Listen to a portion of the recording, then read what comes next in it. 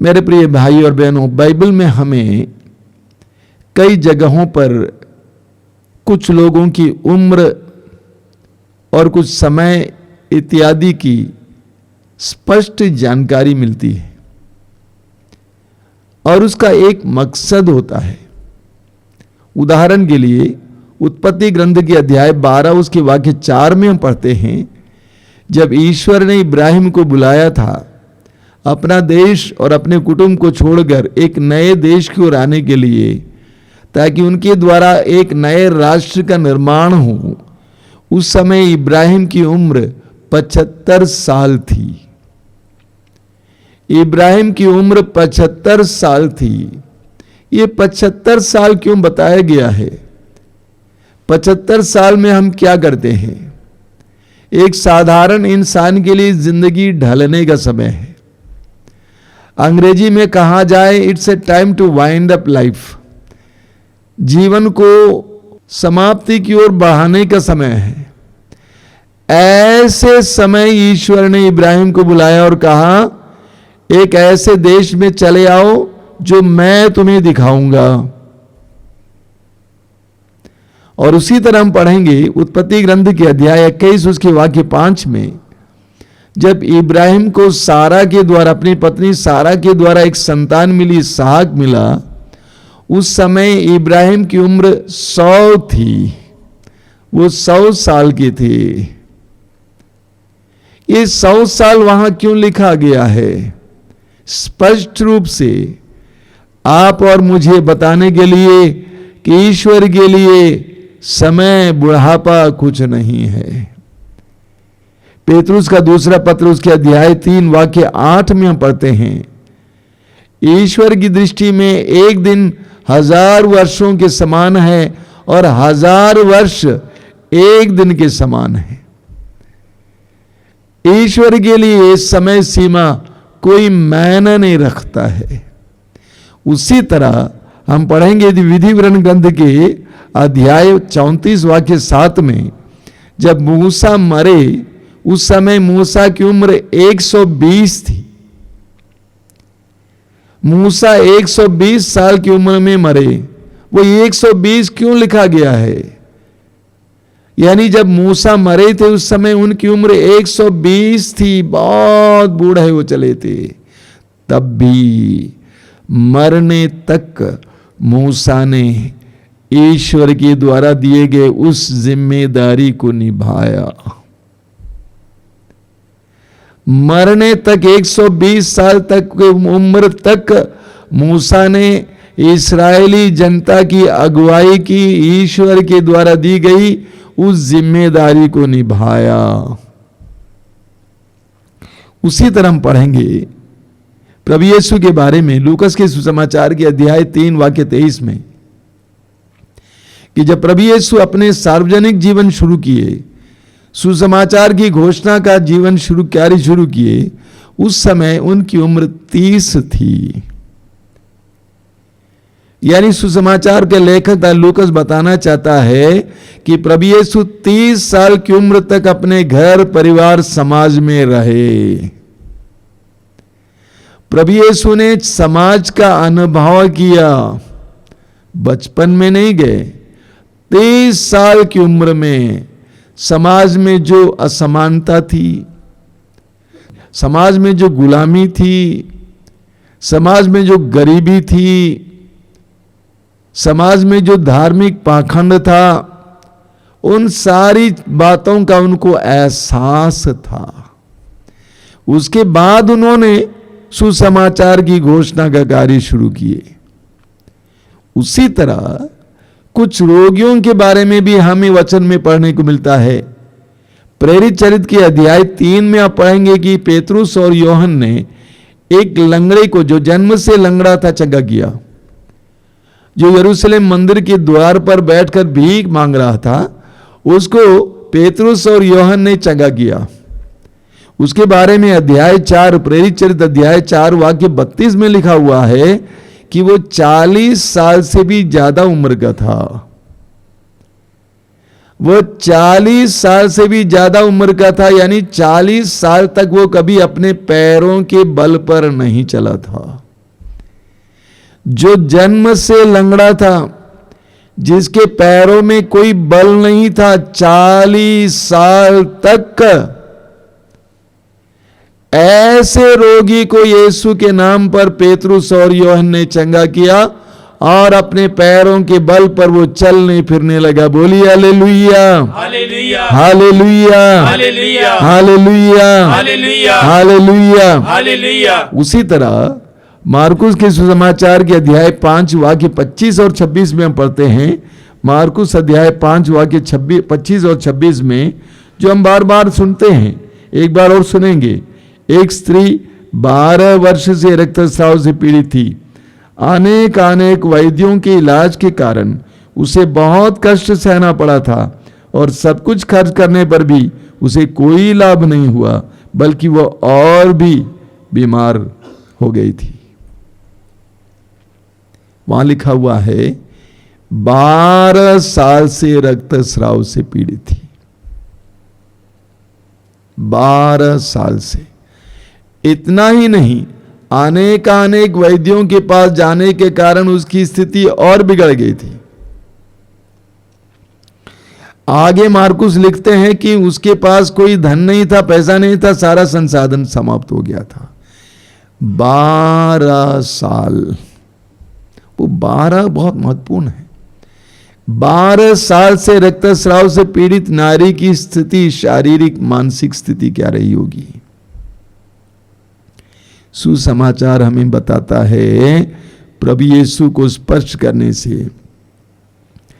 प्रभु यीशु के कपड़े के पल्ले को स्पर्श करने से 12 साल पुराना रोग मिट गया, समाप्त हो गया, वो चंगी हो गई। बोलिए hallelujah, hallelujah, hallelujah, hallelujah, hallelujah, hallelujah, hallelujah, hallelujah, hallelujah, hallelujah. उसी तरह हमें पढ़ने को मिलता है लूकास के सुसमाचार के अध्याय 13 में, उसके वाक्य 10 से। ईसा विश्राम के दिन किसी सभागृह में शिक्षा दे रहे थे। वहां एक स्त्री आई जो अबदूत लग जाने के कारण 18 वर्षों से बीमार थी। वह एकदम झुक गई थी और किसी भी तरह सीधी नहीं हो पाती थी। एक नारी जो 18 साल से झुक गई थी, 18 साल से वो चल फिर नहीं पाती थी सीधे, वह झुक कर चलती थी क्योंकि उसके अंदर एक अबदूत था। 18 साल लूकस के लिखने का एक मतलब है, 2-3 साल नहीं, 18 साल से। लेकिन प्रभु यीशु ने उसके अंदर जो अबदूत था, उस अबदूत को निकाला और वो सीधी हो गई, प्रभु की स्तुति करने लगी। बोलिए hallelujah, hallelujah, hallelujah, hallelujah, hallelujah, hallelujah, hallelujah, hallelujah, hallelujah, hallelujah. उसी तरह यूहन्ना के सुसमाचार के अध्याय 5 में हम पढ़ते हैं कि प्रभु यीशु यरूशलेम मंदिर के पास एक कुंड है जिसका नाम है बेत्सदा। उस कुंड के पास बहुत सारे रोगी पड़े हुए थे, लेकिन क्योंकि लोगों का विश्वास था कभी न कभी कोई स्वर्गदूत उतरता था उस पानी में और उस पानी को हिलोर देता था, और उस समय जो भी उस पानी में उतरता था वो चंगा हो जाता था। इसीलिए बहुत सारे रोगी उसके चारों ओर पड़े हुए थे बड़ी उम्मीदों के साथ। प्रभु यीशु चारों ओर भ्रमण करने के बाद एक रोगी के पास आकर खड़े हो जाते हैं। उस रोगी के बारे में यूहन्ना लिखते हैं कि वह 38 वर्षों से बीमार था। कोई जरूरी नहीं कि 38 वर्षों से वहां पे पड़ा था, बल्कि 38 वर्षों से बीमार था। यानी वो चल फिर नहीं सकता था, उसके शरीर में, उसके पैरों में कोई दम नहीं था, उसके पैरों में कोई दम नहीं था। 38 वर्षों से, 38 ईयर्स। यूहन्ना लिखता है 38 वर्षों से। प्रभु यीशु ने उससे कहा अपनी चारपाई उठाओ और चलो, अपने घर चले जाओ। उसी वक्त वो चंगा हो जाता। बोलिए hallelujah, hallelujah, hallelujah, hallelujah, hallelujah, hallelujah, hallelujah. Hallelujah. कई लोगों की सोच है ये रोग बहुत पुराना है, इसको प्रभु चंगा नहीं कर सकते। ये क्रॉनिक हो गया है, पुराना रोग है। कई लोगों के मन में विचार है कि कुछ बातें प्रभु की शक्ति और सामर्थ्य के परे है।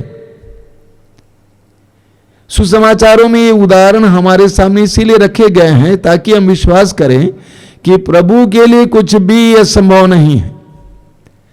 जो 38 वर्षों से 38 ईयर्स 38 वर्षों से अपने पैरों के बल पर चल नहीं पर पाता था, उसको प्रभु यीशु ने पल भर में चंगा करते हुए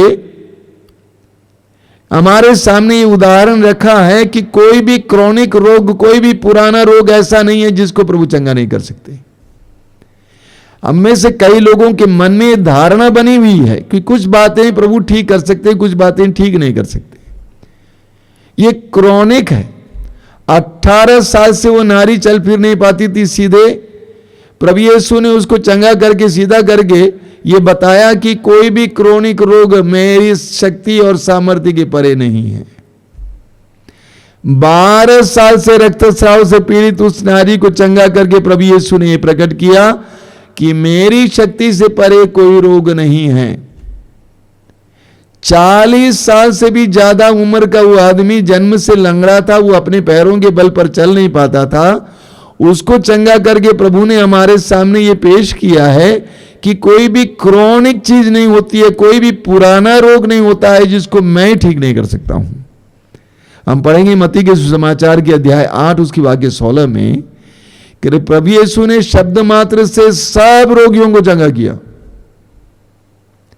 वचन में लिखा हुआ है सब रोगियों को चंगा किया।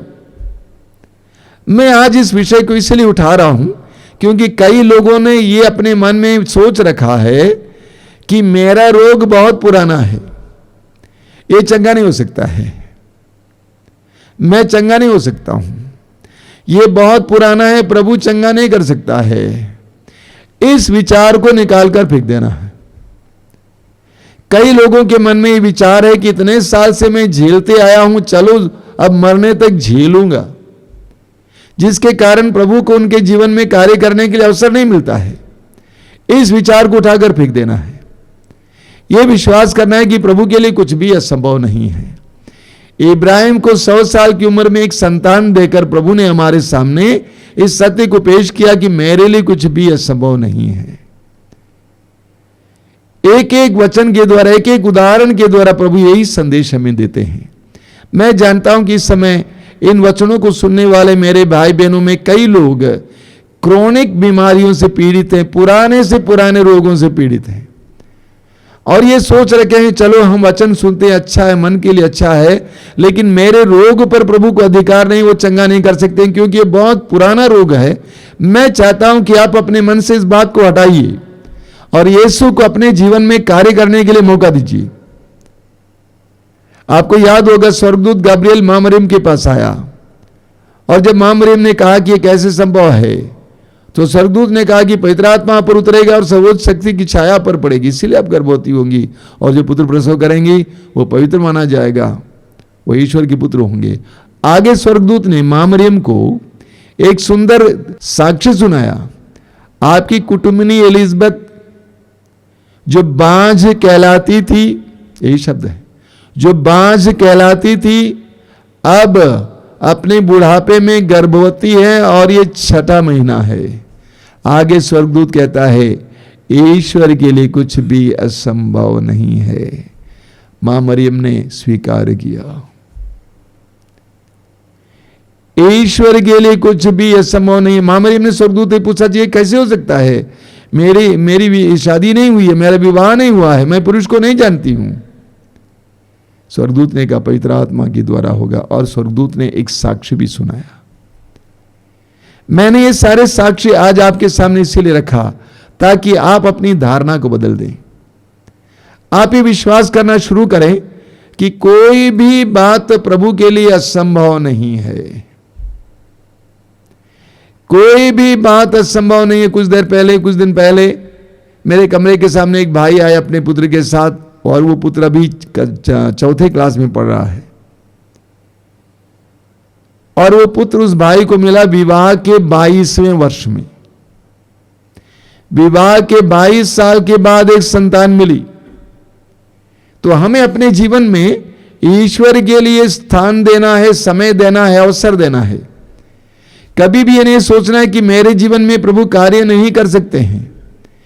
मेरी स्थिति इतनी बिगड़ी है कि प्रभु इसको संवार नहीं सकते हैं, ऐसा कतई नहीं सोचना चाहिए।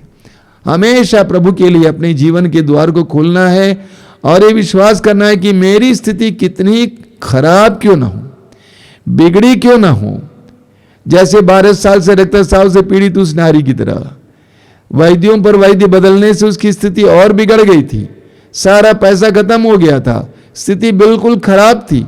उस समय भी उसने विश्वास किया, यदि मैं यीशु नाज़री के कपड़े के पल्ले को छू लूंगी मैं चंगी हो जाऊंगी। ईश्वर को कार्य करने के लिए अपने जीवन में समय दीजिए, मौका दीजिए, वो कार्य करेगा। आइए हम प्रार्थना करें। प्रभु मैं तुझे धन्यवाद देता हूं तेरे पवित्र वचनों के लिए। तेरे पवित्र वचन की एक एक बात, एक एक कोमा, एक एक चीज के द्वारा तू हमें संदेश देता है। तू हमें बताना चाहता है कि आज तेरे लिए कुछ भी असंभव नहीं है। हमारे मन में हमने बहुत सारी बातों को रखा है जो हम सोचते हैं संभव नहीं है, संभव नहीं है, संभव नहीं है। तूने आज हमें समझाया कि तेरे लिए कुछ भी असंभव नहीं है, कुछ भी। प्रभु यीशु इन बातों को सुनने वाले मेरे भाई बहनों को कृपा दीजिए, विश्वास का वरदान दीजिए, विश्वास की दृढ़ता का वरदान दीजिए। वे न सोचें कि हमारी परिस्थिति कितनी बिगड़ी हुई है, बल्कि ये सोचें कि ईश्वर का सामर्थ्य कितना महान है। प्रभु यीशु तूने पौलुस से कहा कुरिन्थियों के दूसरे पत्र के अध्याय 12 में, तुम्हारी दुर्बलता में मेरा सामर्थ्य पूर्ण रूप से प्रकट होता है। तुम्हारी दुर्बलता में मेरा सामर्थ्य पूर्ण रूप से प्रकट होता है। ऐसा ही होने दीजिए प्रभु, मेरे इन भाई बहनों के जीवन में ऐसा ही होने दीजिए। उनको अपने हृदय को तेरे लिए खोलने का सामर्थ्य दीजिए, शक्ति दीजिए, विश्वास दीजिए। तेरी स्तुति, तेरी आराधना, तेरी महिमा